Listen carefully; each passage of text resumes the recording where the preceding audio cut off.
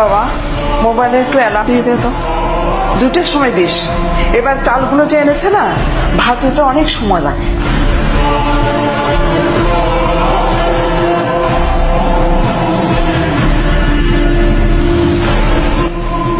মা, আর 2 মিনিট বাকি, তুমি এখনো খাচ্ছ?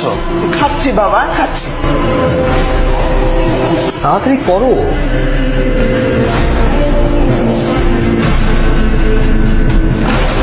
সারা জীবন তোর মায়ের এই একই কাণ্ড, আজানের আগে কোনোদিনও ইফতারের টেবিলে এসে বসতে পারলো না।